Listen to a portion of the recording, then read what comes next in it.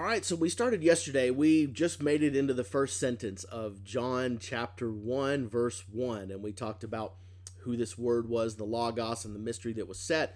But I think it's very important to recognize what John didn't write in this. See, John didn't have to make the statement that the word was God. In other words, equating the word with God and basically saying that they were one in essence, okay? Which is what John's saying. John could have used other words if he was trying to make who we know as Jesus as just this amazing person. He could have used the word divine rather than God, rather than theos in Greek. He could have used a different word. He chose not to. He wanted to make it very clear the authority and the power that Jesus had.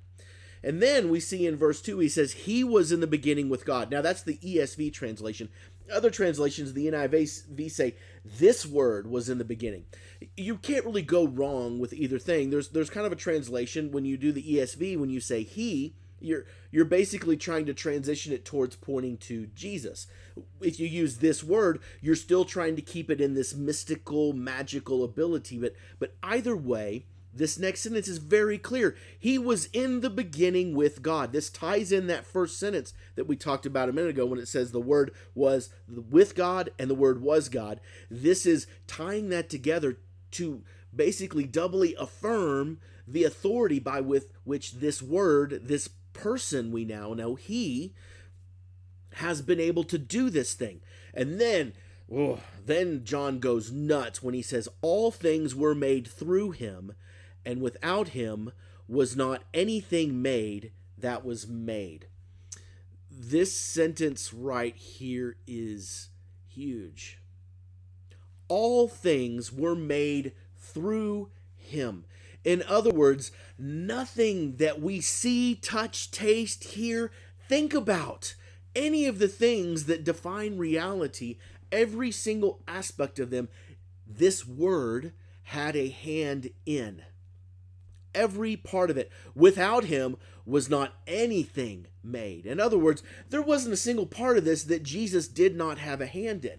This really makes Genesis chapter 1 kind of explode when you look at it, because we had seen in Genesis chapter 1, you see kind of the Trinity beginning to be introduced, though not overtly. We see two parts of the Trinity. We see the Spirit of God hovering over the waters in Genesis 1, and of course, in the beginning, God created, okay? In the beginning, Elohim created the world, okay?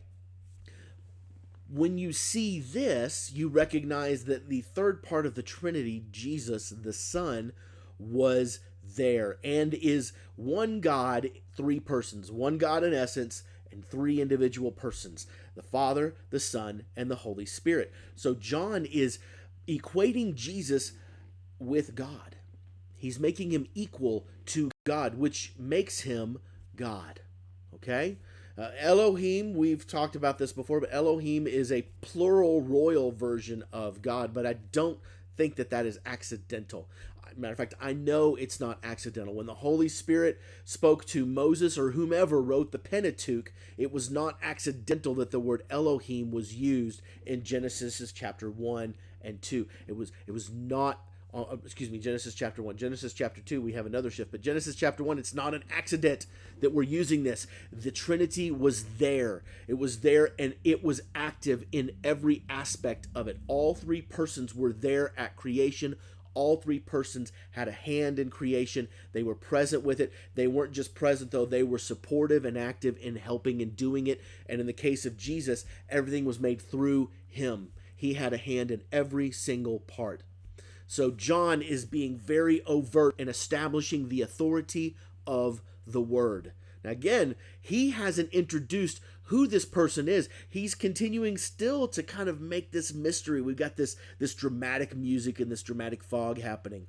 And he says all things were made through him. And then he goes into this beautiful thing in verse 4 and 5 when he talks about life and light and dark.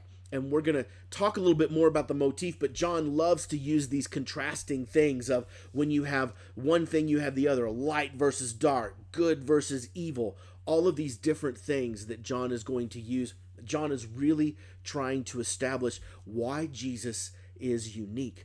And in this case, why the Word is someone that should not be just glossed over, but should be carefully paid attention to, because John is establishing the authority as to who and how and why Jesus is going to be able to do these things. Okay, tomorrow we'll talk about life and light and darkness.